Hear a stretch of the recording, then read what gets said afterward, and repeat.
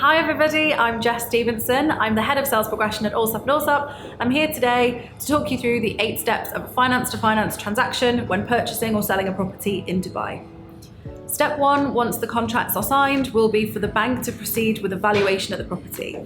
This will be paid for by the buyer and it will be instructed by the bank to their independent panel of valuers who will carry out the valuation. The valuer will contact the agent directly and they will show them around the property to determine the valuer's independent report. Step 2, once the bank have the valuation report back from the valuer, the bank will be able to start preparing the buyer's final mortgage offer letter. They may need further documents from the buyer in order to do this, so the buyers should be ready with anything that they need to supply to the bank on demand. Once the buyer's final offer letter is issued, they will sign their final offer letter. We can move on to step 3, which is where we start to involve the seller, and we'll apply for the liability letter from the seller's bank. The liability letter is the document that tells us how much the seller has outstanding on their mortgage, so how much they will expect the buyer's bank to settle in order to clear the mortgage from the property. The liability settlement. This is when the buyer's bank will prepare a manager's check to clear the seller's mortgage.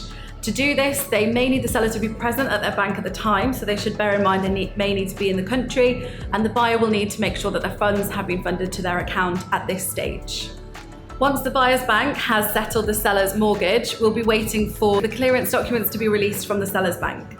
This will include the title deed and 3 clearance letters for Dubai Land Department, the developer and the seller themselves, stating that their mortgage is now settled and the property can be transferred from their perspective. Step 7 is to apply for the NOC from the developer.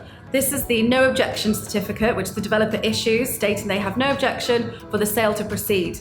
Now, this is their opportunity to say that we have received all the funds from the seller that we expected, the property is fully paid, there's no outstanding service charges, we now have the contact details of the buyer and the developer are happy for the sale to go ahead. The final step, which is step 8, is the transfer to Dubai Land Department. This is the final day where the buyer receives the property title deed in their name and the seller receives the manager's checks for the sale proceeds.